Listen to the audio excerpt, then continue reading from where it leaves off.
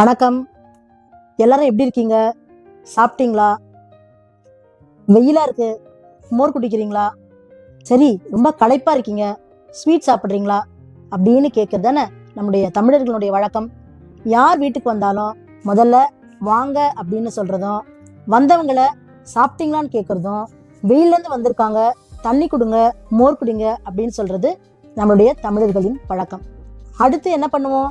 பேசுவோம், நிறைய விஷயங்களை ஷேர் பண்ணிப்போம். அது முடிஞ்ச உடனே கட்டாயமா சாப்பிட்டுட்டு தான் போகணும், கை நினைச்சாகணும் அப்படின்னு சொல்றதுதான் நம்மளுடைய பாரம்பரியம். இப்படிப்பட்ட அருமையான பாரம்பரியம் நமக்கு என்ன சொல்லி தருது? ஒரு மனிதனுடைய வாழ்க்கையில ரொம்ப முக்கியமானது உணவு அப்படின்னு சொல்லுது. அந்த உணவு எப்படி இருக்கணும்? மகிழ்ச்சியா சாப்பிடக்கூடிய உணவா இருக்கணும். ஒரு வீட்டுல போயிட்டு நம்ம சாப்பிட்டு வந்தோம், அது விருந்துன்னு சாப்பிட போகல, சாப்பாடுன்னு சாப்பிட போனாலும் சரி, சும்மா வீட்டுக்கு போன இடத்துல சாப்பிட்டு தான் ஆகணும்னு சாப்பிட வச்சாலும் சரி, விருந்துக்கு கூப்பிட்டுருக்காங்க அதனால சாப்பிட போனோம், சாப்பிட்டு வந்தோம்னு சொன்னாலும் சரி, இது எல்லாம் நம்மளுடைய நினைவுகள்ல மறக்காம எவ்வளவு காலமானாலும் இருக்கும். எப்படி அந்த விருந்தோம்பல் ரொம்ப மகிழ்ச்சியா நடந்தது. இரண்டாவது, உணவுகள் அன்பா பரிமாறப்பட்டது. சாப்பிட்ட உணவுகள்னால நமக்கு எந்த ஒரு கேடும் விளையல அப்படின்னு சொன்னா அது உண்மையிலேயே அற்புதமான உணவு தானே. இப்படிப்பட்ட பாரம்பரியம் நிறைந்த நம்மளுடைய தமிழ்நாடு மட்டும் இல்லைங்க, உலகம் மட்டும் இல்லைங்க, எல்லா மக்களுமே அவங்களோட வாழ்க்கைய வாழணும் அப்படின்னு சொன்னா, நிறைவா வாழணும்னு சொன்னா, ஆரோக்கியமா வாழணும்னு சொன்னா அதற்கு அடிப்படையே ஃபுட்டு தான். இந்த உடம்பு இத்தனை ஜான் வளர்ந்து அது நீண்ட ஆயுளோட நிறை செல்வத்தோட இருக்கணும்னு சொன்னா அது ஒரே ஒரு காரணம், உணவு தான். அப்படிப்பட்ட உணவு பிசினஸ பத்தி தான் நாம இப்ப பேச போறோம்.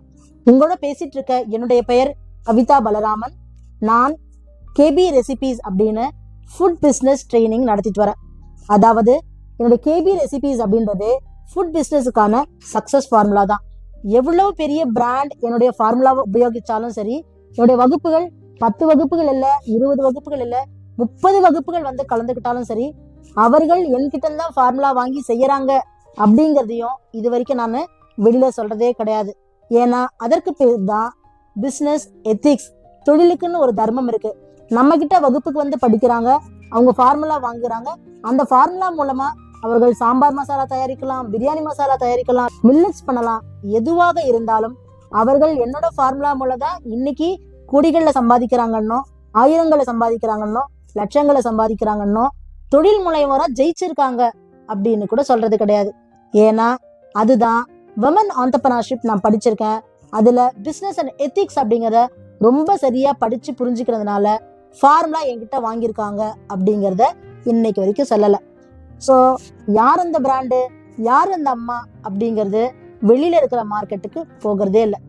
நீங்க தொழில் முனைவர் ஆகணும், குறிப்பா உணவு பிசினஸ்ல தொழில் முனைவர் ஆகணும்னு முடிவு பண்ணிட்டீங்க அப்படின்னா நீங்க டயல் பண்ண வேண்டிய நம்பர், நீங்க வாட்ஸ்அப் பண்ண வேண்டிய நம்பர், நீங்க கால் பண்ண வேண்டிய நபர் யாருன்னு கேட்டீங்கன்னா கேபி தான். என்னுடைய பெயர் கவிதா பலராமன். அதுலயே மக்களா இந்த பேர் வச்சிருக்காங்க கேபி ரெசிபீஸ். ஸோ கேபி ரெசிபீஸ்ல 3000க்கும் மேற்பட்ட உணவு ஃபார்முலாக்கள் இருக்கு. அப்போ சில ஃபார்முலாக்கள் நீங்க கிளாஸே வர முடியாது அப்படின்னு சொன்னா வெறும் பிடிஎஃபா வாங்கிக்கலாம். அந்த பிடிஎஃப்ல எல்லா தகவல்களும் இருக்கும்.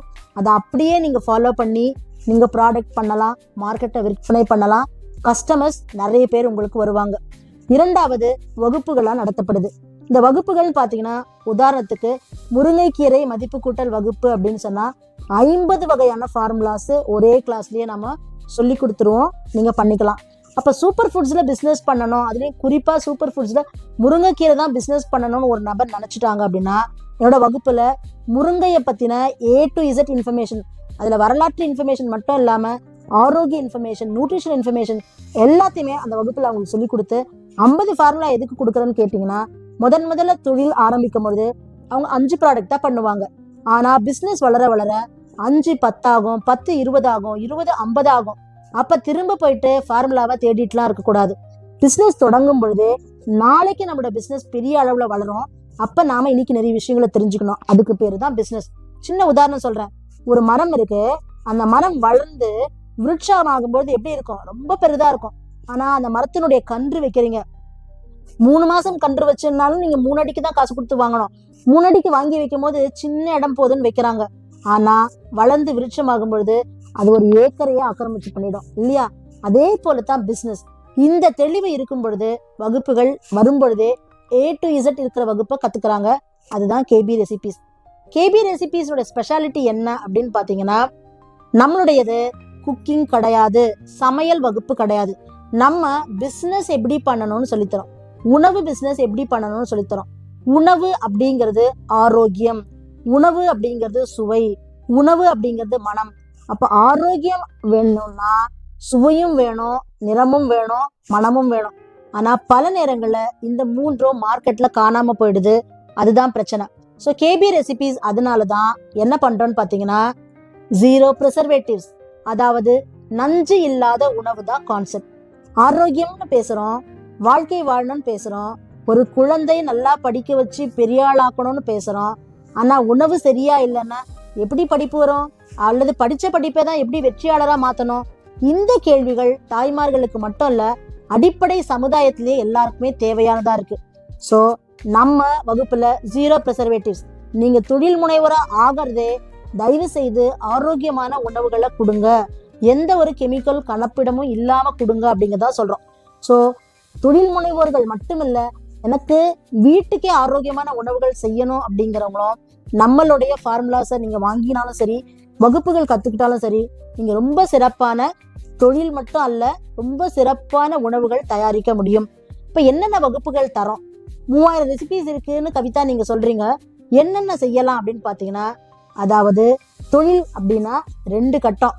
ஒன்று ப்ராடக்ட் தயார் பண்றது, இரண்டாவது தயார் பண்ண ப்ராடக்டை விற்பனை செய்வது.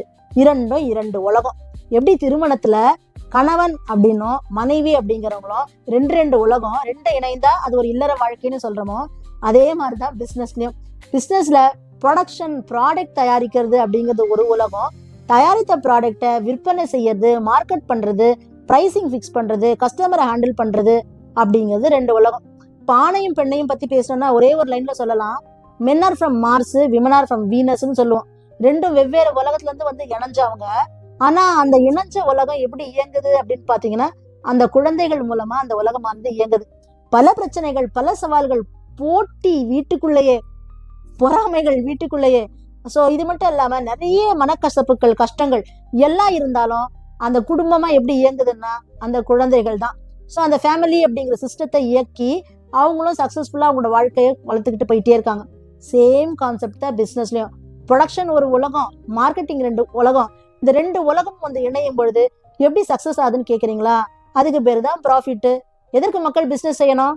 சம்பாதிக்கிறதுக்கு தானே. சம்பாதிக்கிறதுன்றது சரியான ப்ராஃபிட் மார்ஜினா இருந்தா மட்டும்தான் அது சக்சஸ். ப்ராஃபிட் மார்ஜினே ரொம்ப குறைவா இருக்குன்னா அது லேபர், ரொம்ப ரொம்ப லேபர் இன்சென்டிவ். ஸோ இதை தான் நம்மளுடைய வகுப்புல 2 விதமா சொல்லித்தரோம். நம்மளது குக்கிங் கிடையாது, நம்மளோடது பிசினஸ் கிளாஸ். ஒன்று, எப்படி ஒரு உதாரணம் சொல்றேன், நம்மளோட வகுப்புலேயே நம்பர் 1 கிளாஸ் அப்படின்னு கேட்டீங்கன்னா மில்லட் கிளாஸ் அண்ட் தொக்கு வகுப்புகள். தொக்கு வகுப்புகள்ல மட்டும் வெஜிடபிள் தொக்குகள், பழங்கள் தொக்குகள், மூலிகை தொக்குகள், நான்வெஜ் தொக்குகள், இன்னும் நிறைய இருக்கு. மலர்கள்ல தொக்குகள்னு தனித்தனி வகுப்புகளா நடத்துறோம்.